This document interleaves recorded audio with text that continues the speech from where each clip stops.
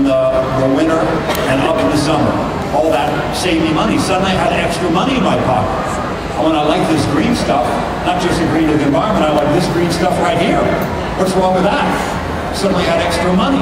So I took that money and I invested in some other things a little further up the ladder. I picked the low-hanging fruit first, which I recommend everybody here today do. I want you to leave here and see some of these wonderful green vendors and do one thing today. Get some light bulbs. They got a whole package of lighting for $10 over there. $10 to get this whole box with lighting stuff. It's the biggest bargain I've ever heard in any of the shows I've ever done. It's amazing. Whole lighting package. Go see them. Right over there, right, Dave?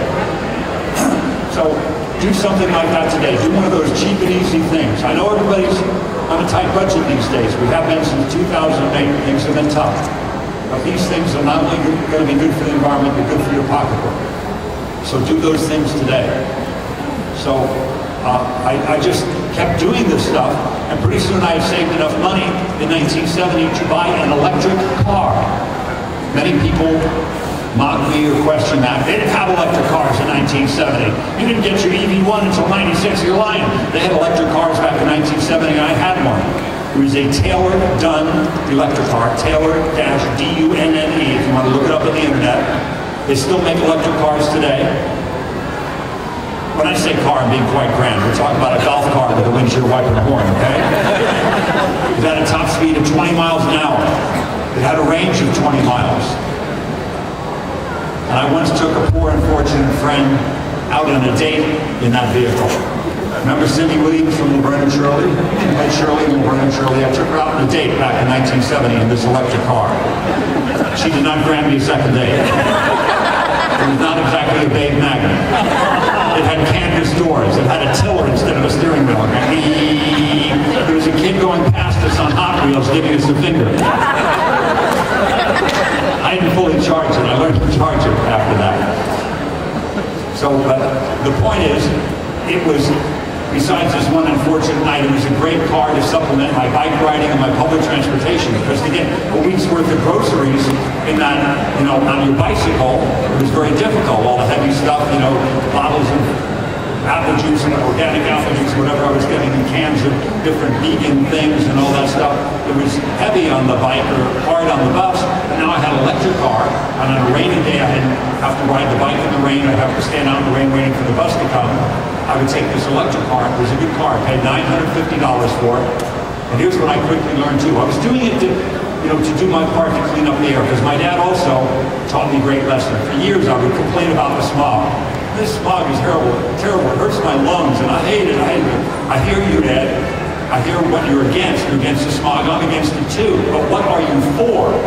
Tell me what you're for. I know what you're against, but what are you for? What's your solution? What are you going to do? So I got this electric car to do my small part to clean up the smog. And I quickly learned it was not only good for the environment, it was again good for my pocketbook. It was cheaper to plug it into the wall.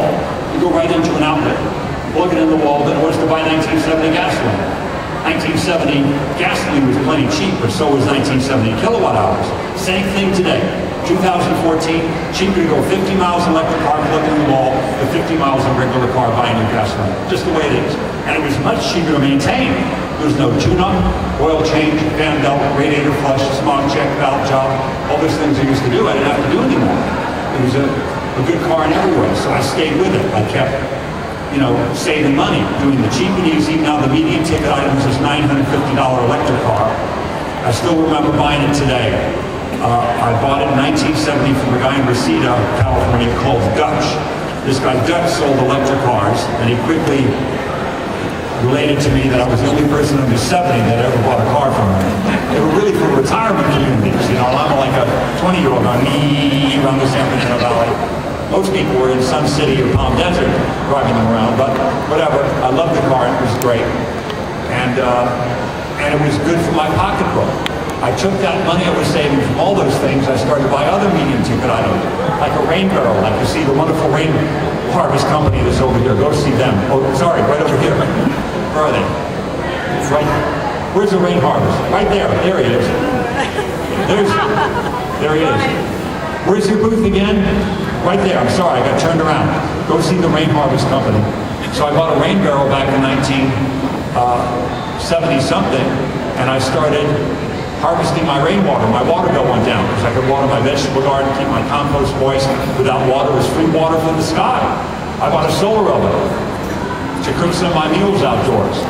And keep in mind, yeah, in Southern California, that's fine. We can't, we get winter here. I boiled water in Park City, Utah, in 25-degree temperatures on a sunny day. It's got to be a sunny day in the winter, you know, but if you have a sunny day in the winter, you can use a solar oven even in, well, it's snowing outside. So I liked all this stuff. My natural gas bill went down. Pretty soon I had a place that I could call my own. I bought a home, and I put up some attic insulation. You get the idea, all these small, easy things, then some medium ticket items after 15 years of doing this stuff.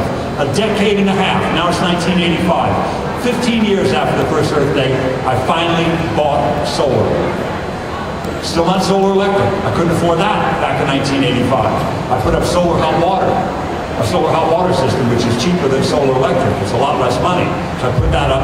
I do not live in that home anymore. It's a home we lived in Ojai for some years.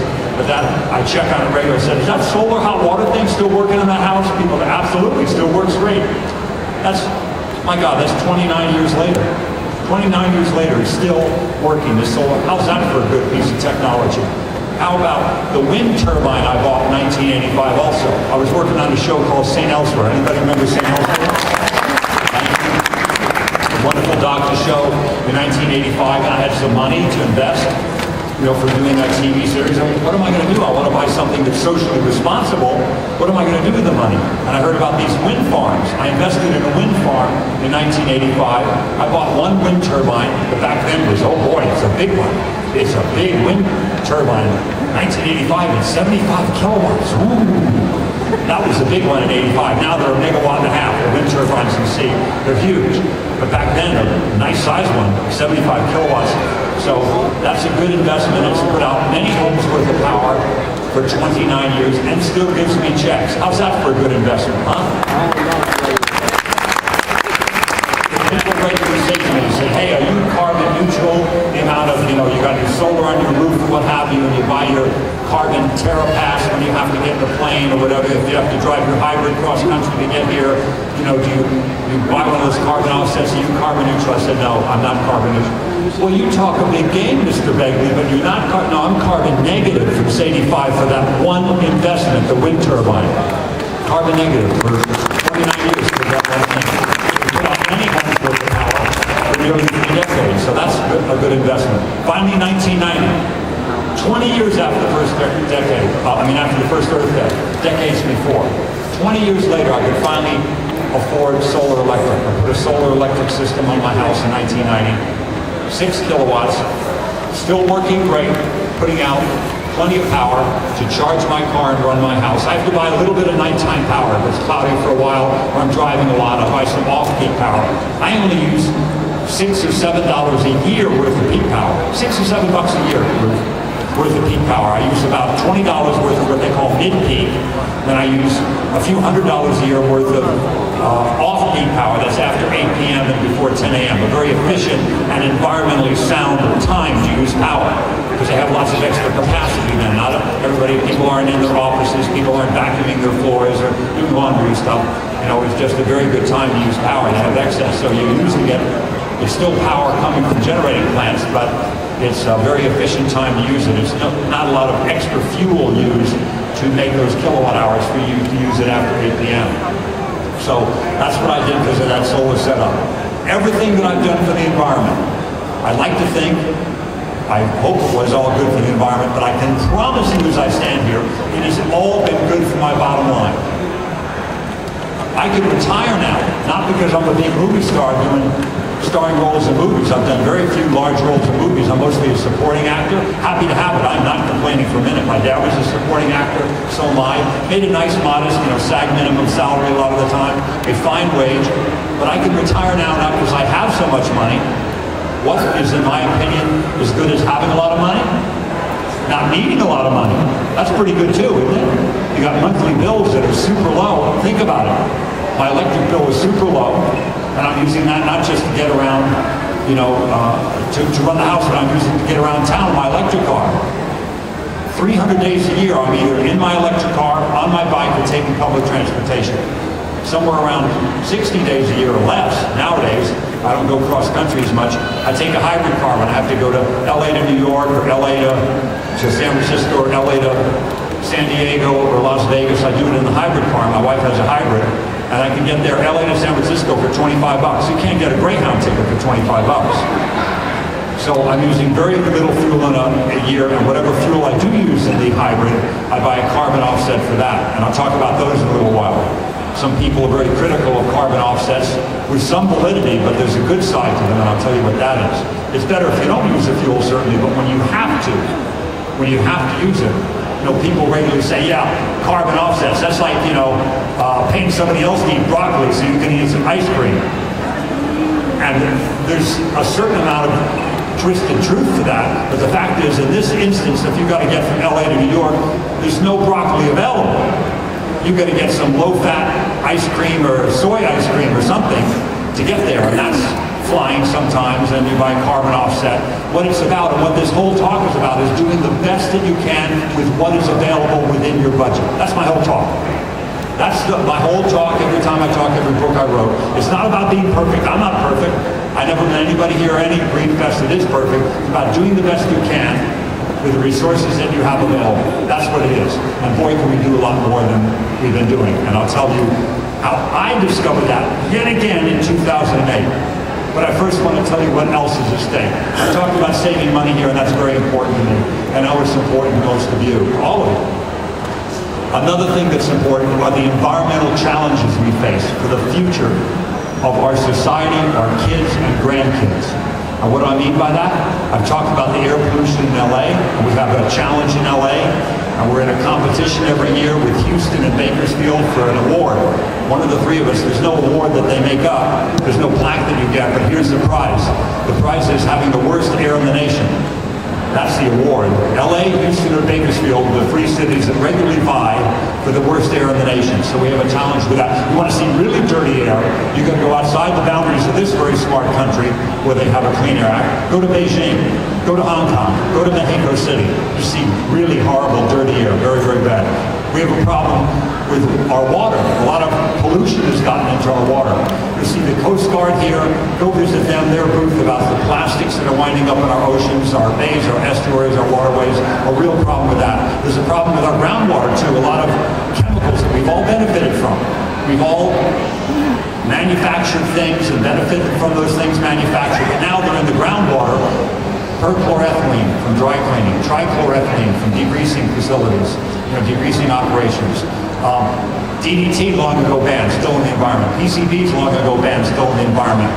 Pesticides, herbicides, fungicides, they wind up in the groundwater, and then when they're in there, they're very hard to get out.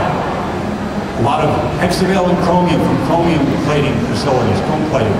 All these things are wound up in our water. We got a problem. I knew it was a problem in 1969. This is one of the things that motivated me for the first Earth Day. In 1969, even though I didn't live in Ohio, I heard what happened in Cleveland. Some of you may have heard about it. The Cuyahoga River caught fire. The river caught fire. There was so much toxic chemical on the river, some of it flammable. Somebody lit a match too close to it, whoosh, it went up and burned for a while. The river caught fire. So I think that's a bad sign when the rivers catch fire. And I think that led a lot of people to get involved in 1970. Wow, they heard about the air in LA or Houston. They knew it was bad. They knew about it in their own city, in New York City. There was problems with air. Lots of other places. New Jersey, there was problems with air quality. But then the water, we heard about rivers catching fire. That's a big problem. We have, besides the plastic in the ocean, we have lots of other plastic in our streams and bays and estuaries. From the convenience of single-use plastic, we have to do something about that. We have bees dying off. There's colony collapse syndrome. We have amphibians dying off. Coral reefs are being decimated. We're losing them right and left. And I'm going to stop right now because I said this was good news, didn't I? Where the hell's the good news, Ed? I'll tell you where it is. I'll tell you why I'm hopeful. Though I know we can't fix every problem we have with the environment, I'm hopeful we can fix a lot of them. How do I know that? Because we already have. In LA, from 1970 to date, we have 4 times the cars and millions more people. Yet we have a fraction of the smog. Go to LA sometime now. Look at the pictures. Look at the readouts from the smog district, what it was. Ozone was up here. PM 2.5 was up here. Nitrogen oxide, sulfur dioxide, way up high. Fraction of what it was.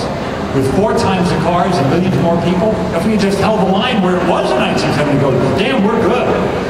We didn't increase it one bit. 4 times the cars and millions more people, and we held the line. That's not what we did. We pushed it back, pushed it back, pushed it way back. And that's what we can do. That's what they need in Beijing and Hong Kong, Mexico City, and Shanghai, these cities where they're having horrible air pollution now. They need that same American technology that works so well. I wouldn't just the big things, you know, the catalytic converters on cars work very well. The combined cycle gas turbines, the spray paint booths, all that stuff, big and small work. And here's the most important thing I'm going to say today. Think about it for a second. First of all, concede with me, if you will, that there are jobs working on oil derricks and refineries, acknowledge. There's jobs working in coal mines, acknowledge. But are there not also jobs working, making spray paint booths, catalytic converters, combined cycle gas turbines, solar panels, electric cars, grain barrels, good insulation, home energy audits? I think those are jobs too, aren't they, Ruth? I'm pretty sure they are. The people earning the salary, putting that money back in the community, doing that kind of stuff, that's good. And again, we can't turn a switch today and just go, we're not going to use any more coal starting now. These lights will go off. I know that, I'm a right-minded person. But you begin to chart a course towards more renewables and less of the dirtier fuels, and I think you could pull that off. I think that's something that could happen in a number of years if we got aggressive about it now. I think it's very, very possible. So we had all these problems. We had such problems, not just the Cuyahoga River, but the Hudson River was so polluted that these Vietnam veterans came back from serving our country in the 60s. This is 60-something. They came back and they wanted to return to their line of work and they couldn't. They were on the unemployment rolls. What did they do? What was their line of work? They were fishermen. A line of fishermen going back to the Dutch settlers. Their grandfathers and fathers had worked fishing the Hudson River. They couldn't do it anymore because it was so polluted. There were all these plants in the 60s still putting out horrible pollution in the Hudson River. They got so mad because they went to the state government in Albany to get some help. They went to local governments, went to the federal government, everybody blew them off. They got together in American Legion Hall in the 60s, these Vietnam veterans. They were ready to break the law. They've been pushed so far. I do not recommend it, by the way. No eco-terrorism, please. They were ready to break the law. They were talking about putting dynamite on a raft and floating it up into the outfall pipe of Penn Central to blow it up so it would back up onto their property and teach them a lesson. I do not recommend this. Fortunately, even though they were radical, there's someone more radical than them in the room by the name of Bob Boyle from a radical publication you may have heard of, Field and Stream. Bob Boyle from Field and Stream said, you guys are talking about breaking the law. What about enforcing the law? They looked at him like he had 2 heads. What are you talking about? There's no Clean Water Act that was signed by Richard Nixon, by the way, in the 70s, early 70s, but it didn't exist yet. Bob Boyle said there's a Safe Harbors and Rivers Act, and if we sue them and win, we can keep half of the bounty, and we can hire a good lawyer and go after all the polluters and make them clean up their outfall pipes, make them clean up that pollution. And that's just what they did. And the Hudson River Keeper was born of that. John Cronin was involved, and Pete Seeger was involved, and later Bobby Kennedy was involved, who told that story to me, and I share it with you now. The Hudson River is one of the most productive fisheries in the Northeast now. That happened. That's a success story. How about that?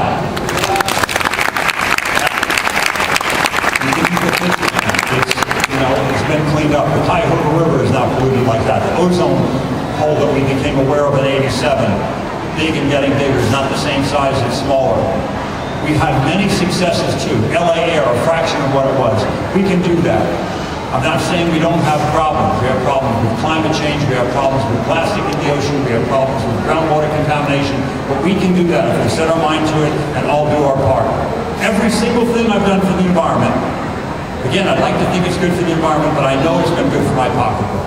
All of it good stuff if you're in it for the long haul, and I'm in it for the long haul. Even down to the recycled plastic fence I bought. Michelle fought me on this one, Ruth. Because I said one day, I'm always talking about, don't take down those trees, don't take down those trees. So I refused to fix my fence. It was an old falling down fence. The home I moved into in '88 had a fence that was put up in the 70s, and it was just falling apart. The only reason the fence was standing, the termites were holding hands. So I was constantly the drywall screw was kind of piecing it together, and trying, but wood was rotten and water damage and termite damage, and it was falling apart. So I finally said, I got to put up a new fence. The neighbors were mad at me, so because I wouldn't fix my fence properly. So I said, I'm going to put up a new fence. Michelle said, about time. Where are you going to get the wood? I said, it's not going to be wood. She said, what are you going to do? I said, I'm making a fence, honey. I'm putting up a fence made out of recycled milk jugs. She said, if I see any barcode on the side of this fence, or low-fat labels, I said, you're not going to see any of that. They grind it up in little plastic white pieces, and they put it in a mold. They heat it up, and they make new pickets out of it, 2x4s and 4x4 posts, and I'm going to make a fence out of that. She said, yeah, what does it cost? Cost a little more than wood. But I'm in it for the long haul. She said, yeah, well, you're an idiot. You don't have the money now. I found the money and I put up a recycled plastic fence, and a few years later, I hate to be wrong. I just hate to ever be wrong. I said, Michelle, will you come to the window with me? What do you see out there? What are the neighbors doing? She said, I don't know. They got paint can on their hand. I guess they're painting the fence. That's right. My fence is white all the way through. It's white plastic. It never has to be painted again. I'm saving money. She said, I know what paint costs. I know what you spent. You're still an idiot. You're into the red. She was actually right. But I felt